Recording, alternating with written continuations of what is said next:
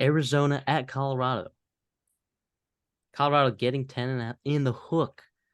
Why are we talking about this game, CD? Well, you guys love it.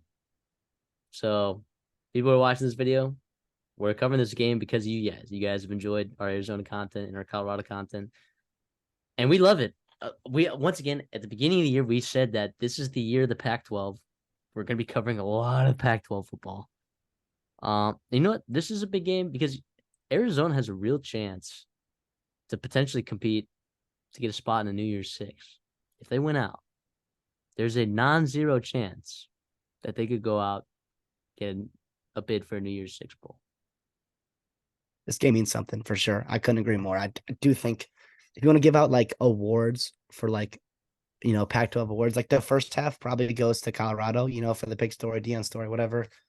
But Arizona, man, you cannot deny what they have accomplished, right, in October and more specifically in November, which I think they will continue to do in the rest of November. I think they're really, really good right now. Fafita on the road, I don't care. Give me Arizona and the points. 11.5 is way too low. And I get it. Colorado's fun. Shador Sanders at home. They're going to put up points. I actually don't think so. I think this Arizona defense is legit. I really do. Arizona has been a wagon this year. Arizona's been a wagon, 8-1 covering the spread right now. We love that. That's going to continue today. They're going to go 9-1 against the spread, 7-3 overall. And for Judd Fish and those boys, they're going to continue to play well. And I love it. I love it. Yeah, Jetty Fish over there they've caught fire. And you know who hasn't caught fire? Colorado's offense. Could that be in part of the fact that they decided to not let Sean Lewis call plays anymore? Yeah, that was confounding. Is that a very basic take of us? No, it is not. Sean Lewis is a big deal when he's calling plays. We saw it just in one game. We saw it. It was abysmal. They were abysmal. What they didn't cross 100 yards, total yards until the third quarter. Brutal. And that offense we know is capable of a lot. We've seen it time and time again. Now against some of the more elite defenses, right? Oregon, they struggled. But Colorado can put up points.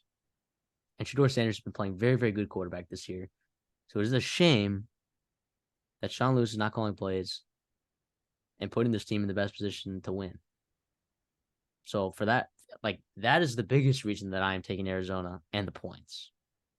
10.5, 11.5, 12.5, 13.5.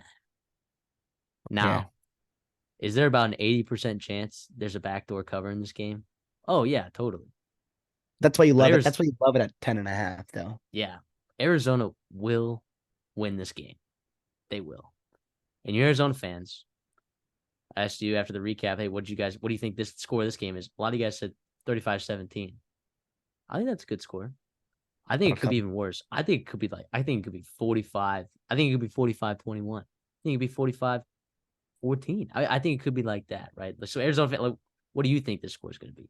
Right? And Colorado fans, why do you have optimism, right? And I want to hear from a Colorado fan that I want to hear someone defend. Are there Colorado fans out there that can defend the decision to not have Sean Lewis call plays? If you are out there and watching this video, let us know in the comments. I would love to hear the rationale. Because maybe I'm not an X's and O's guy, right? But I know personnel, and I know that he's a guy. So it'd be very interesting to hear that. It'd be very, very interesting to hear that. It was a big deal when they hired him from Kent State, right? He didn't get fired. He went over and he was head coach. Was demoted to offense coordinator of Colorado.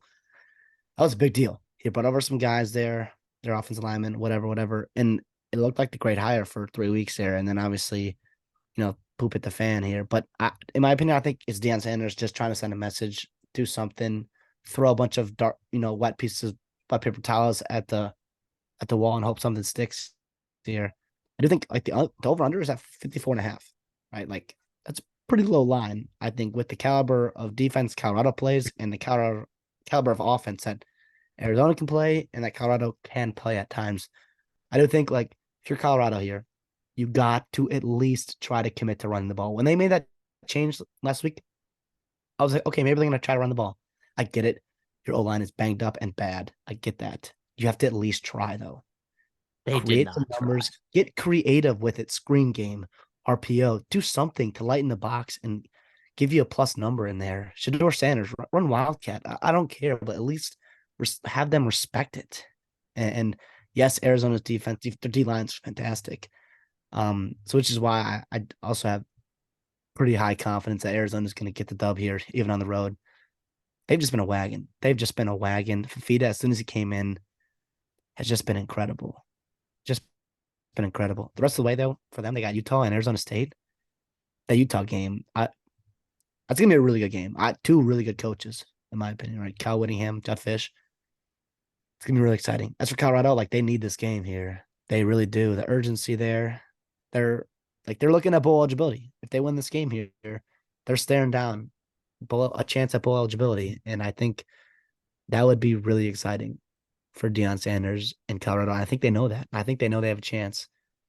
Regardless, though, nonetheless, it's still been impressive what they've done. Don't let the 1-5, last 6 games really affect you or cloud your judgment. This was a bad roster that was plugged by transfer portal rejects, and they're making it work. So they'll get there eventually. It's not your turn right now. It is Judd Fish's turn.